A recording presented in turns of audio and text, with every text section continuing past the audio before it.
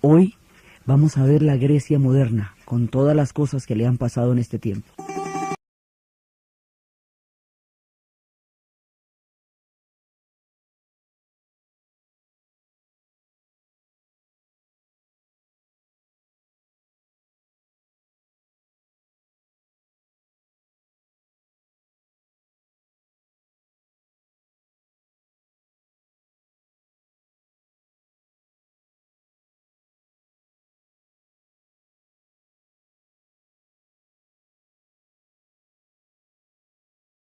Habíamos visto la vez pasada cómo los griegos empiezan a tener una condición balcánica que los lleva a la Primera Guerra Mundial, cómo el nacionalismo griego va a desatar los nacionalismos del área de los Balcanes y el conjunto de esos nacionalismos, el derrumbe de los imperios, el imperio otomano que estaba en ese momento agónico, y el imperio austrohúngaro, que van a acabar pues eventualmente después de la Primera Guerra Mundial, van a llevar a esa gigantesca conflagración.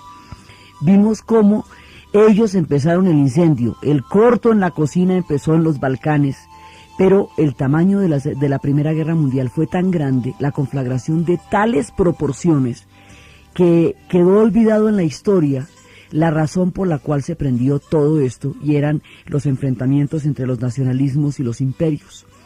Después de esa gigantesca conflagración, después de todas las situaciones que pasaron, Grecia queda muy inestable, y Grecia queda tratando de resolver sus problemas de nación independiente después de la guerra. Entonces, ¿cuáles son esos problemas? Pues van a tratar de ver a ver si van a ser una monarquía, si van a ser una república, si van a ser una constitución. Entonces, en esa época va a haber una monarquía. No hay una estabilidad política, no se encuentra un punto en el cual ellos puedan, digamos, asumir sus destinos institucionalmente, siendo ellos los inventores de todas las instituciones. Pero como están recién naciendo como Estado, pues es de todas maneras una época de muchísimas confusiones todavía. Entonces se están cimentando, hay en ese momento una monarquía, y están empezando, digamos, como a juntar sus pedazos y a establecerse. Hay todavía muchos pedazos de la antigua Grecia que no están con ella. Por ejemplo, Chipre, que en ese momento va a ser colonia británica durante todo ese tiempo, y otras partes de su antigua historia, y siempre queda, digamos, como ese fantasma de unirse con aquellos pueblos que formaron parte de Grecia, que tienen población griega. A ese fantasma, en el caso de Chipre, se le llama la enosis, el retornar a Grecia. Pero están con los límites que tienen, viendo a ver qué país hacen.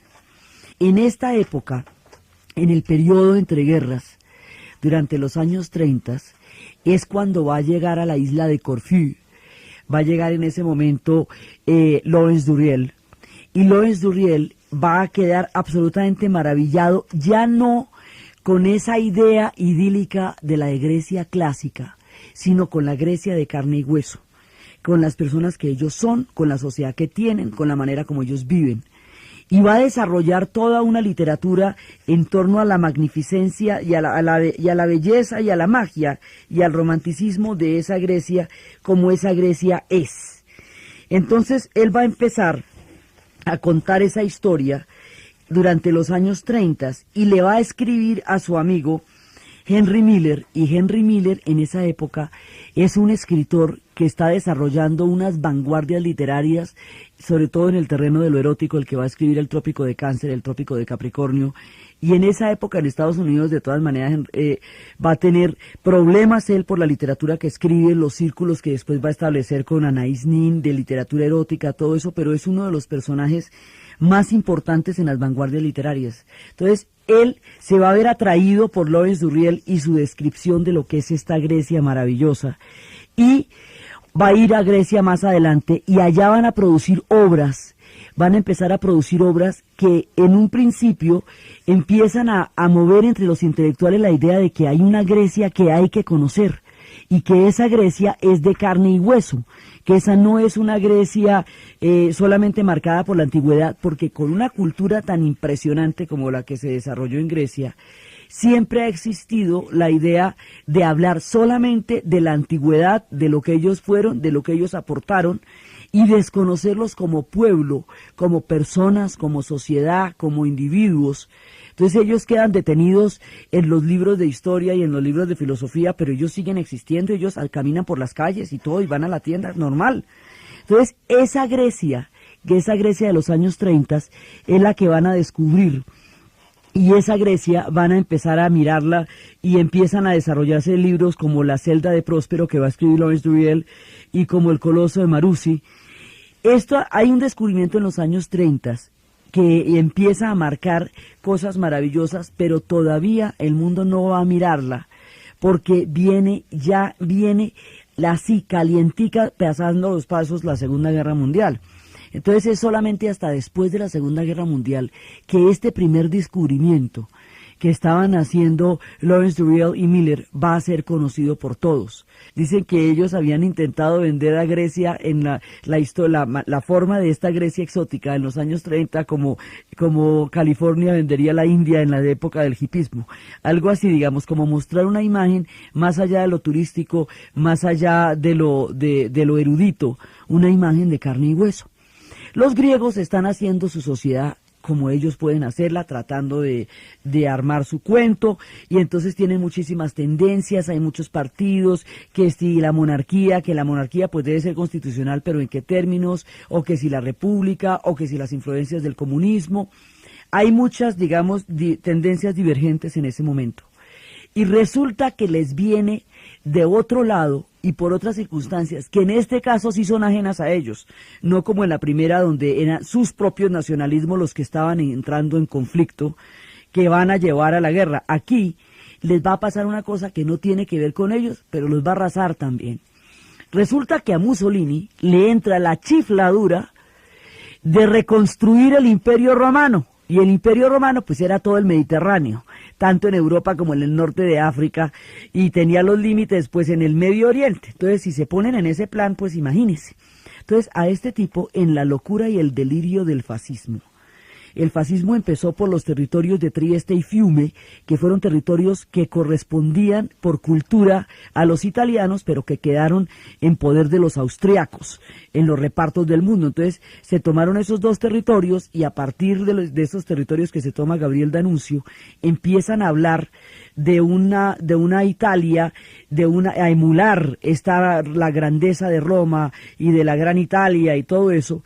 Y esa ideología que D'Annunzio formula, Mussolini le va a llevar al poder. Y la llevada del fascismo al poder en 1922. Tiene un proyecto que consiste en la recuperación de la grandeza y la monumentalidad del antiguo Imperio Romano. Tiene un proyecto imperial con una base militar fuerte que va a empezar a hacer toda clase de barbaridades. Lo que hacen en Etiopía, una invasión a la Etiopía de Haile Selassie, que va a destruir un pueblo, porque los italianos pelearían con gas mostaza, mientras que los etíopes peleaban descalzos. Y su líder, Haile Selassie, va a clamar ante el mundo justicia por semejante arbitrariedad, y nadie lo va a escuchar, y la Sociedad de las Naciones se va a disolver por inoperante, porque no va a poder resolver problemas cuando alguien es atacado de esta manera. Dentro de esa misma línea de lo que significa para ellos retomar todo el Mediterráneo, resulta que en la Yugoslavia hay una parte que se llama la Dalmacia, que ellos consideran parte de Italia, porque bueno, por supuesto todo fue parte de Italia en alguna vez. Entonces los italianos van a invadir, ya entrada la Segunda Guerra Mundial, van a invadir a los griegos. Y detrás de los italianos llegan los alemanes. Los alemanes no tenían ningún interés en particular en los Balcanes. Inclusive la intervención de ellos en los Balcanes los va a retrasar para la campaña en Rusia, que ya la tienen en la vista, y la estaban esperando. Y resulta que ese retraso por haberse metido a los Balcanes va a hacer que cuando lleguen a Rusia estén mucho más cerca del general invierno, y que empiece todo ese desastre que le pasó al ejército alemán en Rusia. De hecho, no es plan de los nazis meterse en Grecia, pero como son aliados de los italianos, y los italianos sí quieren meterse en Grecia para recuperar, pues si se van a poner en el plan del Imperio Romano, pues Grecia fue provincia del Imperio Romano. Entonces, pues, puestos en estas, entran allá los italianos, y detrás de los italianos van a entrar los nazis, entra el fascismo allá y la guerra arranca a destruir a los griegos. Y en ese momento, cuando entran allá, había una ciudad que era Salónica. Esa ciudad había sido famosa no solamente por todo su gran bagaje histórico en la antigüedad, sino porque esa ciudad había acreditado, recogido y acogido a los judíos sefarditas cuando fueron expulsados por los españoles durante el proceso de la unificación de España, cuando la expulsión de los moros y de los judíos. Estos sefarditas recibieron apoyo en Tesalónica, se le llama Salónica o Tesalónica, y allá, en esa ciudad, que en el momento en que ellos recibieron el apoyo era parte del imperio turco otomano, los turcos otomanos les dieron el apoyo, porque además la pelea de ellos era contra España. Entonces cuando salen los judíos sefarditas, pues los turcos otomanos les van a dar el apoyo porque son expulsados de España, y allá van a tener una riqueza y un desarrollo intelectual, histórico, cultural muy importante. Y esa ciudad va a tener un componente judío sefardita, como va a tener los componentes griegos, como va a tener todos los demás componentes de esa multiplicidad de culturas que esa ciudad tiene. Y resulta que cuando llegan los nazis, pues se llevan a todo este montón de gente y la desplazan y la llevan a los campos de concentración y la exterminan, y se borra la huella judía en Salónica, que es una huella importantísima dentro del desarrollo de esta maravillosa y prodigiosa ciudad. Entonces, un montón de gente empieza a ser, en un momento pues perseguida, viene la guerra, viene todo lo que puede pasarles a ellos, invadidos en ese momento por los nazis y por los fascistas italianos. Y aquí se desarrollan una serie de resistencias balcánicas que se estaban dando en Yugoslavia, que se estaban dando en Albania, que son guerrillas de diferentes tendencias políticas. Entonces hay una guerrilla comunista que es la que está armando Tito, que son las guerrillas partisanas. Y esas guerrillas partisanas están apoyando en Grecia la insurrección contra la invasión nazi y contra la invasión italiana. Entonces están por un lado, y por el otro lado hay otro tipo de guerrillas como los chetniques en Yugoslavia, que no son comunistas, pero que también están en contra de los nazis y de los fascistas. Entonces aquí se empieza a armar esa estructura balcánica de guerrillas para repeler la dominación. Y en Grecia esto va a tener una gran incidencia, porque le va a dar al Partido Comunista una fuerza importante dentro de la población, y eso nos alista para más cosas que veremos después.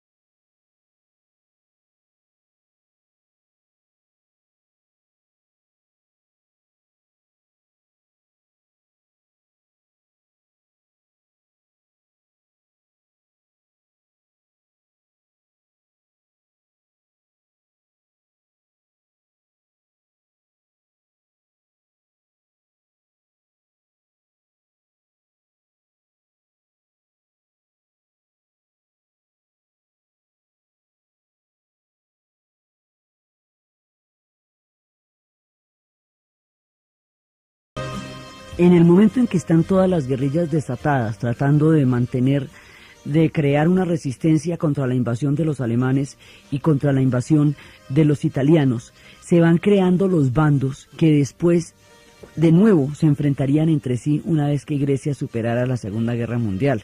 Es decir, Grecia va a salir de una Segunda Guerra Mundial a una guerra civil, y que va a ser más devastadora todavía que la Segunda Guerra Mundial, teniendo en cuenta que la Segunda Guerra Mundial mató el 8% de su población.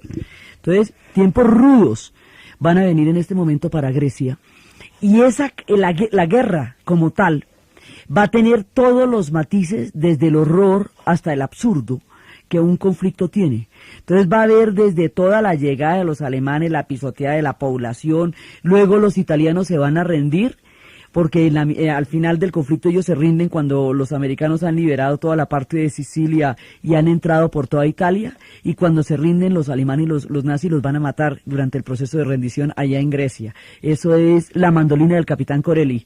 Cuenta esa historia de cómo a ellos después después de la rendición, decían que los iban a llevar hacia el punto donde se iban a rendir y en la llevada los mataban. Pasan cosas como esa, igualmente pasan cosas como la de Mediterráneo.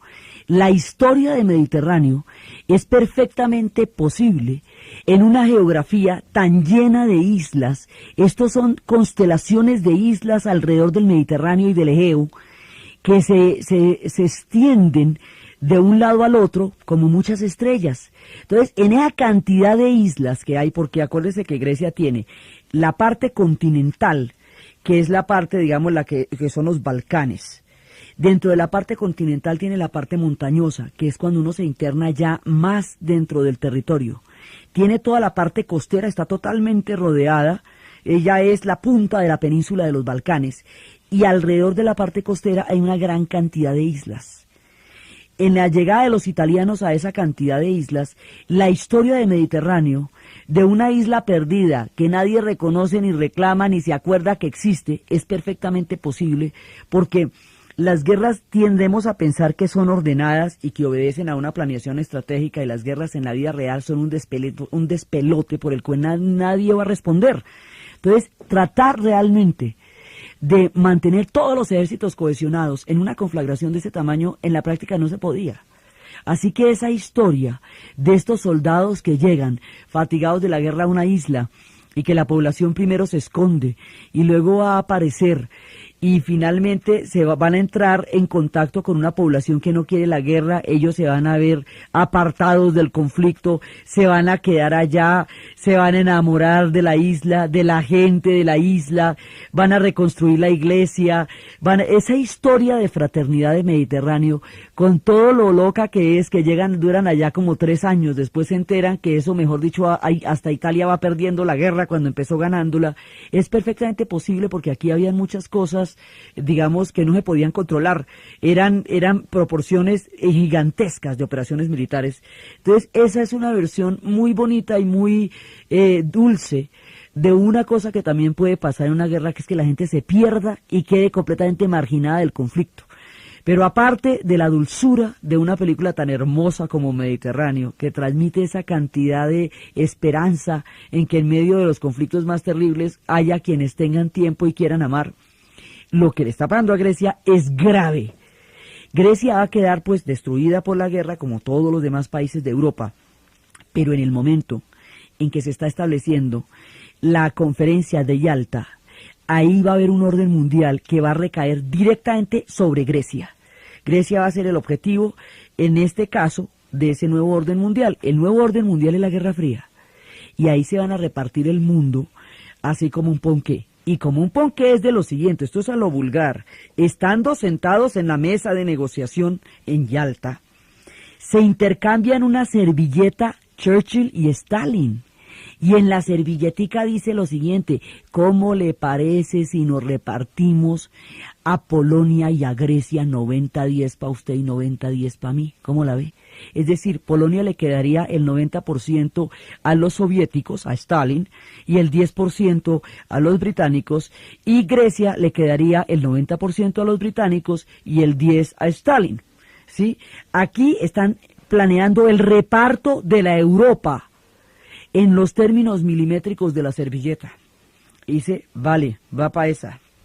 Ya en la siguiente conferencia, la de Potsdam, ya no va a estar Churchill, ya no es, digamos, un reparto así como con pinchero, sino ya es un reparto mucho más rudo, ya en tiempos de Truman y en tiempos de Adler, va a ser mucho más fuerte, pero el asunto es que hay una cosa en la que no hay ningún tipo de discusión.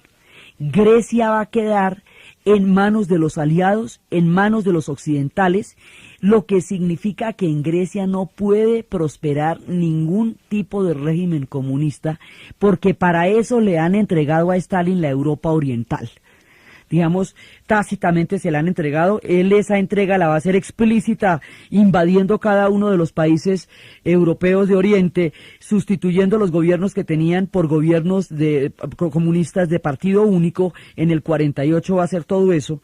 Entonces, a partir de Yalta y de Potsdam queda decidido el destino de Grecia, sin comerlo ni beberlo, porque a los griegos no les está preguntando nadie qué quieren.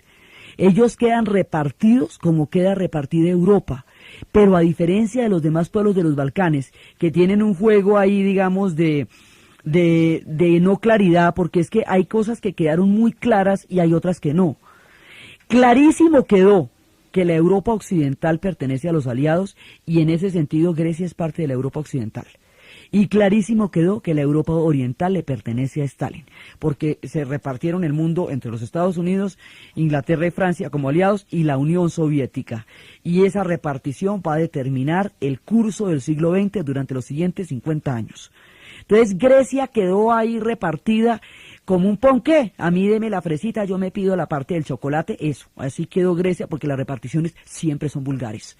Entonces, resulta que inmediatamente terminada la Segunda Guerra Mundial, en Grecia va a estallar una guerra civil porque las guerrillas partisanas que han encabezado la resistencia contra los nazis y contra los fascistas, esas guerrillas van a buscar el poder y las otras filas de las otras formas de resistencia también, y los monárquicos también van a buscar el poder. El mismo fenómeno que se presenta en Yugoslavia alrededor de Tito se va a presentar en Grecia, es decir, que una insurrección de guerrillas partisanas comunistas están en condiciones de tomarse el poder porque tienen suficiente apoyo dentro de la población para intentar esto. Sí, en el caso de Yugoslavia, Tito lo logró, se subió al poder y creó la Yugoslavia. En el caso de Grecia no. ¿Por qué Tito sí y Grecia no? Porque la Yugoslavia no estaba explícitamente repartida y la Grecia sí. Entonces, ¿qué quiere decir eso? Que Stalin no va a poder apoyar las guerrillas comunistas en Grecia porque eso va en contra de los acuerdos de Yalta y hasta allá no se puede llegar. Es decir, ellos van a estar solos. Pero no solamente solos, sino que específicamente los aliados se han propuesto que un régimen comunista no puede llegar al poder en Grecia. Así que el apoyo del bando de los monárquicos, de los realistas, va a contar con toda la fuerza militar de los aliados, porque ellos no van a permitir que triunfe el comunismo en Grecia bajo ninguna circunstancia. En ese momento los franceses y los británicos, que son parte de las tropas aliadas que están en Grecia, ya no pueden ni con su alma porque pues la guerra les acaba de pasar por encima. Entonces le dicen a los norteamericanos, miren, nosotros no nos podemos quedar más acá porque ya no damos una, esto ya ha sido muchísimo para nosotros. Coja usted el problema. Entonces se lo dan a los norteamericanos y básicamente digamos, el apoyo de un bando contra otro durante la guerra civil griega va a correr directamente por manos de los norteamericanos. Y Grecia se convierte en uno de los puntos estratégicos de la Guerra Fría. Precisamente porque es que los Balcanes quedan en un punto tan supremamente neurálgico de la geografía y de la geopolítica que siempre, de una u otra manera, están metidos en todos los diferentes conflictos, los generen ellos o no. Entonces, en este caso, se va a dar la guerra civil y la guerra civil es tan dura que le va a hacer más daño a Grecia que la mismísima Segunda Guerra Mundial. Los griegos de la guerra civil sí van a salir terriblemente destruidos, dañados, con unos odios espantosos, divididos como sociedad, en condiciones pues muy duras. Y los intelectuales van a contar estas historias, ellos van a tener grandes artistas y grandes escritores. Y Nikos Kazantzakis va a escribir una novela que se llama La Hora 25, que es la historia de un tipo que cogen disque de prototipo de ario los alemanes y lo van a poner de modelo de los afiches para que se distinga que es un ario, y el tipo, y lo van a meter de SS, y el tipo, que no tiene nada que ver con eso porque es un campesino perfectamente sencillo y humilde, se va a ver involucrado en todas esas atrocidades, y cuando termina la guerra pues los comunistas van a ir por él como uno de los símbolos de la colaboración. O sea, toda la tragedia de un pueblo que queda metido en una guerra que no le pertenece de ninguna manera, lo va a mostrar Kazantzakis en La Hora 25.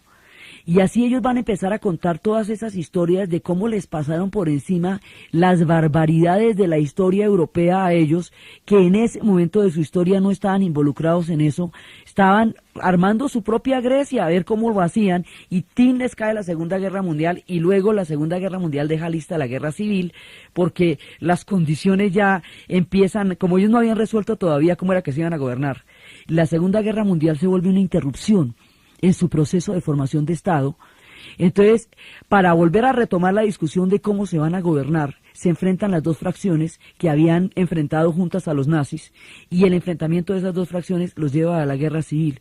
Y la guerra civil tiene ya una carga histórica y geopolítica totalmente definida. Es decir, la guerra civil está definida de antemano, porque la Guerra Fría hace imposible que ningún comunista pueda llegar al poder, mientras tanto Tito, que estaba apoyando a los griegos, a los comunistas griegos, porque eran parte de su misma cuerda de las guerrillas partisanas, cuando Tito rompe con Stalin, porque Stalin no va a apoyar a los comunistas griegos, porque pactó eso en Yalta. Cuando Tito rompe con Stalin, entonces tampoco él va a apoyar a los comunistas griegos, porque los comunistas griegos de todas maneras le parecen mucho más, siguen siendo stalinistas, y el tipo ya está montando otra tendencia histórica distinta, que es la tendencia Tito. Eso es otro cuento que va a ser personal. El asunto es que los comunistas griegos quedan solos. En Yugoslavia los comunistas son los únicos que van a llegar al poder por una insurrección y no por una imposición desde arriba de un gobierno que luego haría Stalin. Es el único caso donde se llegó por una revolución, por una insurrección. Ese caso que en Yugoslavia se cumple, en Grecia no. En Grecia suben los realistas, va a haber una monarquía estrictamente vigilada por todos los acuerdos de la Guerra Fría, y Grecia entra igualmente, sin comerlo ni beberlo, a formar parte de un régimen que la toma como una de las fichas centrales, y ellos mientras tanto tratando de hacer su Grecia.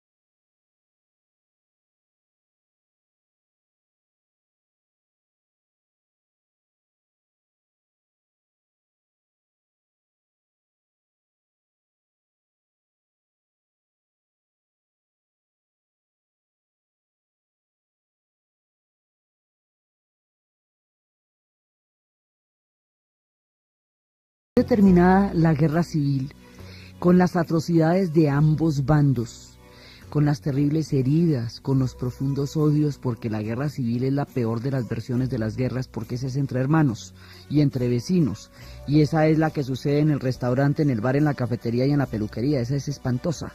Entonces a ellos la Segunda Guerra Mundial y la guerra civil encima, de ahí derechito una detrás de otra. Después de eso hay una monarquía, y otra vez están intentando hacer su Grecia. Y es hacia los años ya de la guerra empieza en el 48, dura más o menos 4 o 5 años, y después ya lo que van a ser los 50 es el tiempo, la posguerra griega, ellos tratando de reconstruirse, ellos tratando de salir de las ruinas. Ellos alcanzaron a quedar incluidos en el plan Marshall. Albania no. Albania también le pasó la guerra por encima, pero los olvidaron a la hora de la repartición del dinero y tampoco no les dieron nada. Estos iban a quedar dentro del plan Marshall y empiezan a reconstruirse lentamente. Y hacia finales de los 50 y comienzos de los 60 se va a producir un redescubrimiento de la magia de Grecia. Esa magia de su música, por un lado, que es la música de los Balcanes, pero más suave, más melodiosa, más dulce, con la dulzura del Mediterráneo. Ellos son el Mediterráneo balcánico.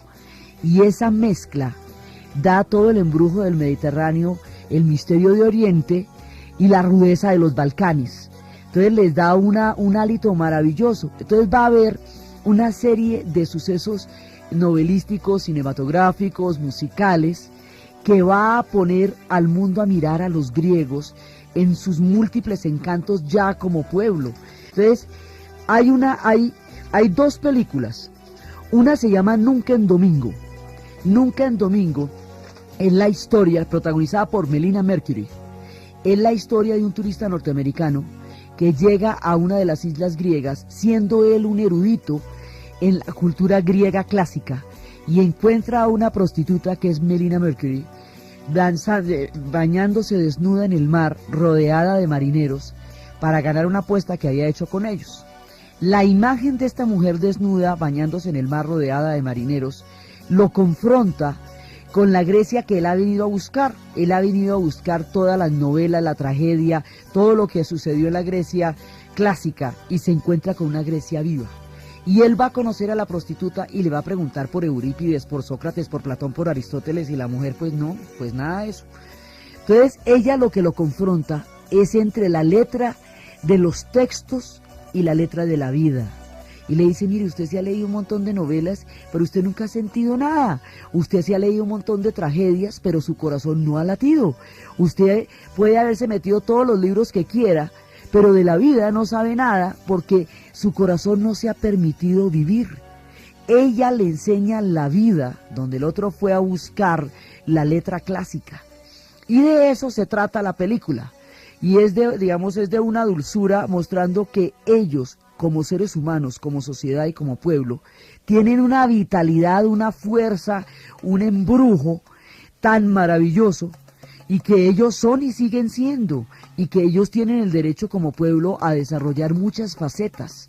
Eso es Nunca en Domingo, y eso va a ser, digamos, como una mirada. Los ojos se dirigen a Grecia cuando empiezan a aparecer estas películas, las novelas y la música que van a aparecer en esa época. La otra, un clásico de clásicos, basada en la novela de Kazantzakis, llevada al cine por Michael Kakoyannis, protagonizada por Anthony Quinn en probablemente el mejor papel que hizo en toda su vida, teniendo en cuenta que él fue uno de los grandes dioses de la actuación.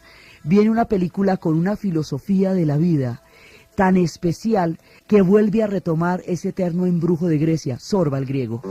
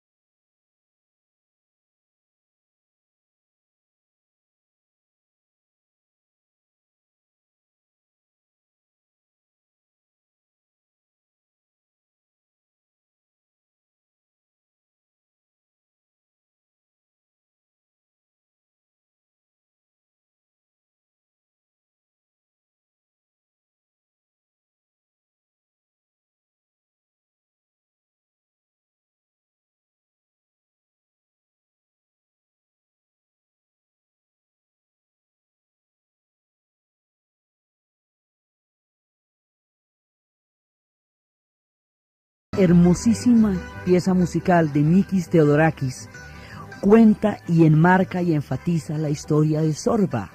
Entonces, el cuento es que llega un inglés de origen griego, que lo interpreta Alan Bates, va a llegar a una isla y en esa isla va a conocer a Zorba. El tipo va a proponer un negocio, va a armar todo un cuento, va a armar un negocio, piensa invertir un capital y hacer una fortuna y se encuentra con una isla que tiene una cantidad de matices donde a una viuda la apedreaban y la matan porque había provocado a un joven supuestamente. Empieza a encontrarse con una cantidad de tiempos históricos que conviven en una misma isla, desde costumbres oscurantistas y ancestrales, como las que en ese momento ocurrían en muchos de los pueblos más al sur del Mediterráneo, y también con una historia de pasado y de presente. Allá va a encontrar a una mujer que es Irene Papas, otra de las importantísimas figuras de la cultura del teatro y del cine griego, porque ella va a interpretar y va a encarnar muchos de los personajes de la tragedia griega clásica cuando se lleve al cine. Ella va a ser de Clitemnestra en Ifigenia, ella va a ser de Electra, ella va a hacer una cantidad de papeles. Aquí es una viuda de la cual él se enamora y que va a padecer cosas terribles por el amor de él, por el solo goce de una noche de amor con él. Entonces, este personaje se va involucrando con todo lo que va pasando en la isla. Hay una mujer francesa vieja que está agonizando, que se llama la Bubulina, que está en una bañera recordando los 3 capitanes que atravesaron su vida. Y mientras ella agoniza, una cantidad de mujeres entran a su casa y empiezan a devastar todas sus pertenencias como si fueran chulos o sopilotes, y ella mientras tanto se deja resplandecer en la agonía de la ensoñación de lo que fue su vida. Hay una cantidad de escenas como surrealistas de una película en blanco y negro, hecha con un nivel de poesía y de magnificencia que demuestra el alma de tanto del escritor de Kazantzakis como de Kakoyanis en la llevada al cine, y la música de Theodorakis y la actuación de Anthony Quinn. Entonces ahí se juntan un montón de cosas y esto se vuelve una maravilla, una verdadera joya del cine. Y resulta que un día el negocio fracasa, los postes se caen, el tipo se arruina. Todo lo que fue a hacer a la isla se perdió, todo su esfuerzo, todo su empeño, todo aquello por lo cual él llegó a esa isla se perdió. Y cuando todo está perdido, cuando el tipo está completamente derrotado, le pregunta a Zorba qué hacer. Zorba es el hombre que él ha conocido desde que llegó a la isla y que lo ha ido involucrando en toda la sociedad y en todas las diferentes esferas en que se mueve esa isla, tan simple, tan básica y tan compleja a la vez. Zorba es un personaje alegre, exuberante, pragmático, romántico, un poco pícaro, pero muy bien intencionado, un tipo de todas maneras de buena fe, un personaje lleno de matices mágicos. Y cuando él le pregunta a Zorba qué es lo que va a hacer después de que se arruinó y después de que todo su negocio fracasó, Zorba lo enseña a bailar. Le contesta que lo que hay que hacer es bailar. Y el tema que estábamos escuchando es lo que bailan. Y terminan los dos hombres abrazados, bailando sobre las ruinas, en una filosofía de la existencia, de la alegría y del sentido de la vida, absolutamente poética y maravillosa. Y así termina. Ellos van bailando la vida, porque la vida en últimas es un baile, lo que le decía Zorba, y van bailando la vida. Entonces, con estas imágenes, con esta, digamos, con esta manera de encontrar y asumir la vida que tienen los griegos modernos, donde se ve toda la historia que ha pasado por sus páginas y sus ojos y sus miradas, el mundo redescubre a Grecia en los 60s. Entonces, es en la época en que sale el Cuarteto de Alejandría, y el cuarteto va a producir toda esa ensoñación alrededor de todos los misterios de Oriente, que habían quedado olvidados durante los tiempos de la guerra y toda la cantidad de barbaridades que ha vivido Europa. Ahora está lista para bailar Europa, porque ya ha vivido una tragedia de tales proporciones que quiere acercarse hacia lo hermoso, hacia lo poético, hacia el baile, hacia la danza, hacia cosas que demuestran que la vida puede ser algo más que solamente una destrucción masiva como la que acaban de vivir. En ese momento están listos para poder ver con otros ojos a los griegos. Y en ese momento se reeditan las publicaciones de Henry Miller y las publicaciones de Lawrence Durrell, hechas en los 30, se van a reeditar y van a aparecer pues el Coloso de Marusi y esta situación y la celda de Próspero. Todo esto va a empezar a mirar el mundo sobre los griegos, y de ahí van a salir también grandes intelectuales. Más adelante van a salir grupos musicales como los hijos de Afrodita, Aphrodite Child, la figura de Irene Papas. Todos estos intelectuales están dando una nueva perspectiva de Grecia y el embrujo que siempre tiene ese pueblo por la mezcla de todas las historias que lo han atravesado. Entonces, cuando estamos en esta época, digamos, tan mágica, en un momento dado, todavía no hemos resuelto los problemas políticos. Entonces, como no hemos resuelto los problemas políticos todavía, pues va a haber una dictadura que va a caer sobre la monarquía que existía en ese momento, que se va a conocer como la dictadura de los coroneles. En 1964 empieza esta dictadura, y entonces ahí, cuando se conoce el mundo todo el embrujo de esta Grecia, pues ya está bajo una dictadura. La dictadura de los coroneles va a ser bastante fuerte, porque había un personaje que se llamaba George Papandreou. Papandreou era como un modernizador, era como un personaje que estaba en la jugada de darle a Grecia una modernidad política.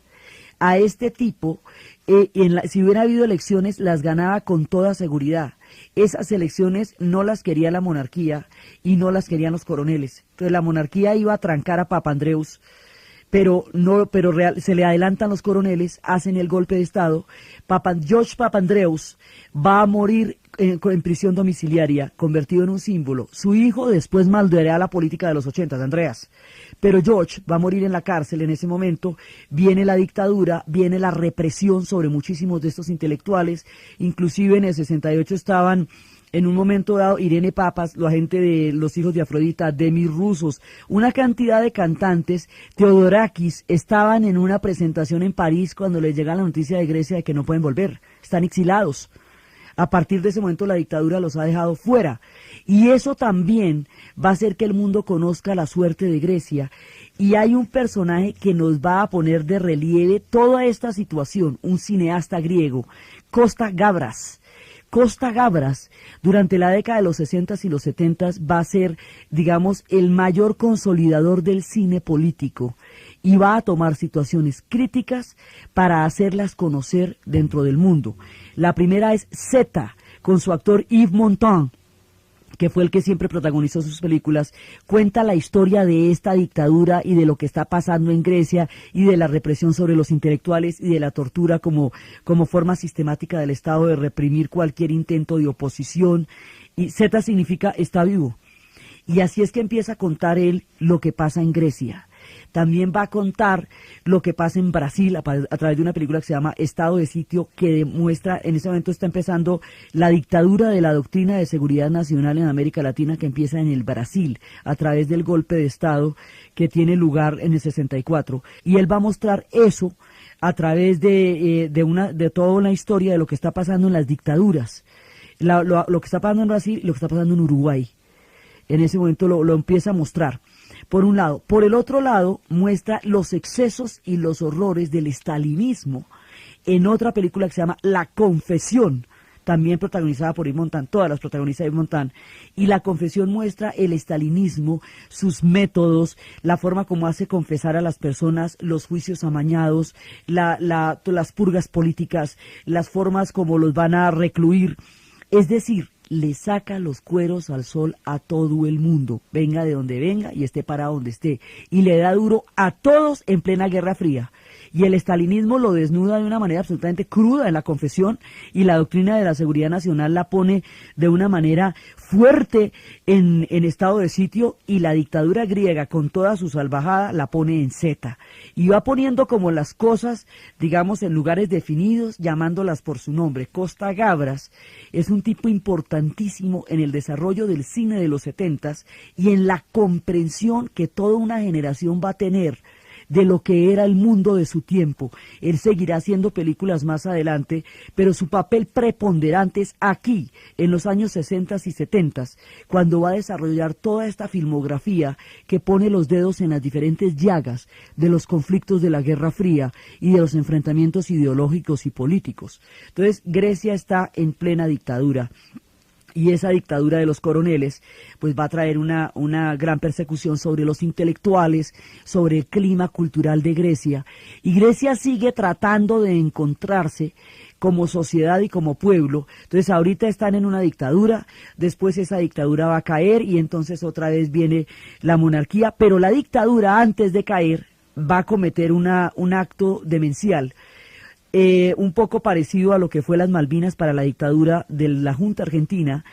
Lo que van a hacer los coroneles es invadir a Chipre. Chipre es una isla griega, básicamente griega, que tiene población turca, porque fue parte del Imperio Otomano, que ha sido colonia británica durante mucho tiempo. Por Chipre ha pasado todo el mundo.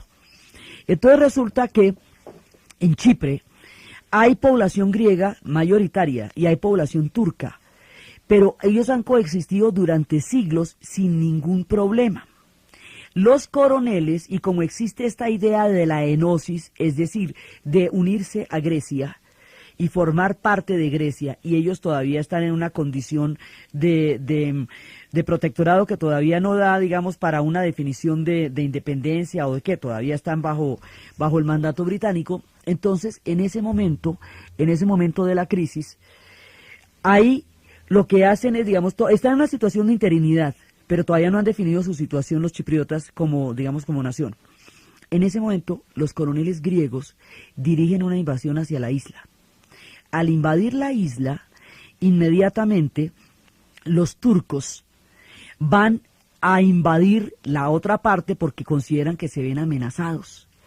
Al invadir la otra parte, los turcos van a invadirla de una manera muy ruda, y la represión que van a desatar contra los griegos y el desplazamiento de toda la población griega va a terminar en romper la isla por una línea que los griegos llaman la línea Atila, porque la consideran el regreso de la barbarie, así la llaman los chipriotas, y se conoce internacionalmente como la línea verde, que divide la isla en una parte griega y una parte turca. Ahí dejaron montado un conflicto de grandes proporciones, y el personaje que estaba representando la unidad, el nacionalismo y la forma de vida chipriota era el arzobispo Macarios. Entonces lo que le van a hacer los generales griegos es un golpe a Macarios, porque Macarios está hablando cada vez menos de una enosis y cada vez más de una independencia y de una vida, digamos, específicamente chipriota. Entonces ellos van a deponer a Macarios, después Macarios va a volver y va a retomar los hilos, y finalmente él va a ser el presidente y Chipre se va a independizar, pero se independiza dividido.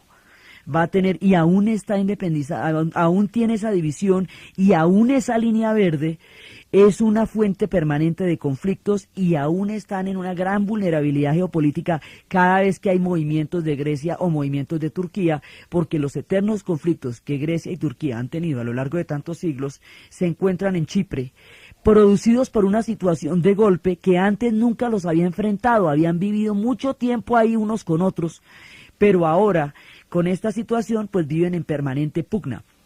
El caso de Chipre va a terminar saliéndole al revés a los coroneles, que en lugar de reencaucharse en su ya muy desprestigiada dictadura a través de la intervención en Chipre a favor de los griegos, lo que van a hacer es poner de manifiesto su incapacidad y generar un problema gravísimo con una cantidad de gente que murió en ese episodio, con gente desaparecida de la cual todavía aún no hay noticia 25 años después de esto, porque fue en el 74.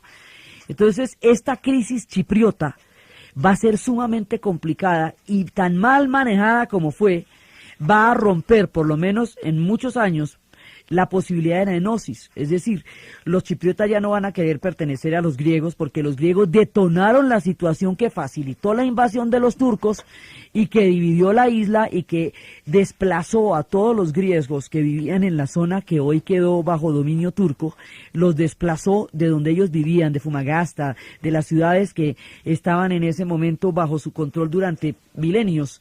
Los sacan de ahí, los pasan para el otro lado de la isla. En el otro lado de la isla los tienen confinados y esa situación no se ha arreglado ni se ha suavizado y es permanente fuente de conflicto, y en un momento dado los británicos apoyaron a los turcos porque lo que querían los griegos era un proyecto independentista. Entonces las intervenciones de las potencias, digamos, no han ayudado mucho a que la cosa se nos mejore, y tampoco nunca se impidió que se hiciera la matazón que se hizo ni las atrocidades que se cometieron contra la población griega. Entonces ahí se generó, digamos, por tapar un hueco, armaron otro. Los coroneles tratando de, digamos, de dorar la píldora o tratando de suavizar o de crear una cortina de humo alrededor de la dictadura que tienen en Grecia, protagonizan esta invasión a Chipre y con eso detonan un problema gigantesco en Chipre que no hace sino poner de manifiesto lo brutal que es la dictadura en Grecia y la intervención tan terrible en Chipre. Y es eso lo que termina con el mando de los coroneles, pero esa dictadura, digamos, tiene una recordación absolutamente infausta en los anales de la modernidad de los griegos, desde sus poetas, intelectuales, músicos, artistas, cineastas, hasta toda la población que vivió esos años de totalitarismo en la cuna de la democracia, porque es que ellos de todas maneras son la cuna de la democracia. Entonces, cuando tienen dictaduras, pues se les nota más que al resto, porque como se inventaron el cuento, entonces allá se ve más feo. Las dictaduras no se ven bien en ninguna parte, pero allá se ven horribles, porque ellos fueron los que se inventaron el concepto de democracia. Entonces, ellos van a seguir adelante. Esta crisis es gravísima y tiene consecuencias que aún se están pagando. Y aquí damos paso otra vez a nuestro problema, si esto va a ser una monarquía o si esto va a ser una república. Aquí damos paso a lo que va a ser la modernidad, a lo que va a ser el cómo ellos van a resolver eso políticamente, cómo van a formar parte ya después de la Unión Europea, porque cuando esta crisis se salen de la OTAN, porque también ellos formaban parte de la OTAN y Turquía también, entonces ahí no se podían los dos juntos. Entonces, la política griega interna, la política griega frente a Europa, la política griega frente a la Guerra Fría, frente a la modernidad, sus personajes del jet set, porque ellos siempre van a tener personajes absolutamente vistosos. Entonces, en la próxima, pues vienen las historias de Aristóteles Onassis y Jack y todo eso, todos estos asuntos de Jet Set y Magazine que también forman parte del encanto griego y cómo ellos resuelven su cuento y hoy son un país. Después de todos los avatares del siglo XX, ese proceso es lo que vamos a ver en el siguiente programa. Entonces, desde la magia de Sorba, bailando sobre el fracaso, la danza de la renovación de la vida, desde la silvestre sabiduría del sentido común de Melina Mercury en Nunca es Domingo, desde la grandeza de sus novelistas, desde el romanticismo que van a producir ahora como seres de carne y hueso en esas islas donde se conjuga el Mediterráneo, la modernidad, la antigüedad, el misticismo, el misterio de Oriente, con su papel en el siglo XX, en la narración de Ana Uribe, en la asistencia técnica César Moreno, y para ustedes, feliz domingo.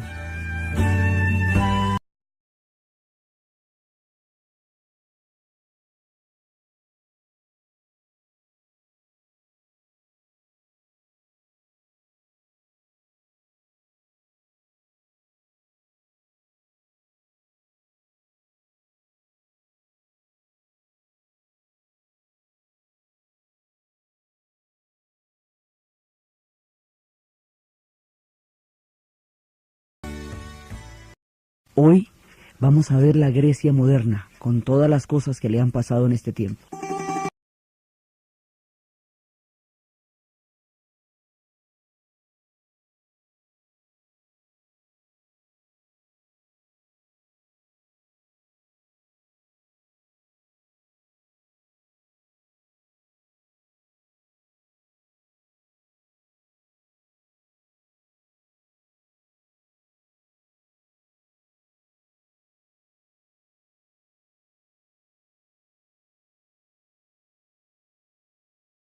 Habíamos visto la vez pasada cómo los griegos empiezan a tener una condición balcánica que los lleva a la Primera Guerra Mundial, cómo el nacionalismo griego va a desatar los nacionalismos del área de los Balcanes y el conjunto de esos nacionalismos, el derrumbe de los imperios, el imperio otomano que estaba en ese momento agónico y el imperio austrohúngaro que van a acabar pues eventualmente después de la Primera Guerra Mundial, van a llevar a esa gigantesca conflagración. Vimos cómo ellos empezaron el incendio, el corto en la cocina empezó en los Balcanes, pero el tamaño de la Primera Guerra Mundial fue tan grande, la conflagración de tales proporciones, que quedó olvidado en la historia la razón por la cual se prendió todo esto, y eran los enfrentamientos entre los nacionalismos y los imperios. Después de esa gigantesca conflagración, después de todas las situaciones que pasaron, Grecia queda muy inestable, y Grecia queda tratando de resolver sus problemas de nación independiente después de la guerra. Entonces, ¿cuáles son esos problemas? Pues van a tratar de ver a ver si van a ser una monarquía, si van a ser una república, si van a ser una constitución. Entonces, en esa época va a haber una monarquía. No hay una estabilidad política, no se encuentra un punto en el cual ellos puedan, digamos, asumir sus destinos institucionalmente, siendo ellos los inventores de todas las instituciones. Pero como están recién naciendo como Estado, pues es de todas maneras una época de muchísimas confusiones todavía. Entonces se están cimentando, hay en ese momento una monarquía, y están empezando, digamos, como a juntar sus pedazos y a establecerse. Hay todavía muchos pedazos de la antigua Grecia que no están con ella, por ejemplo, Chipre, que en ese momento va a ser colonia británica durante todo ese tiempo, y otras partes de su antigua historia, y siempre queda, digamos, como ese fantasma de unirse con aquellos pueblos que formaron parte de Grecia que tienen población griega. A ese fantasma, en el caso de Chipre, se le llama la enosis, el retornar a Grecia. Pero están con los límites que tienen, viendo a ver qué país hacen.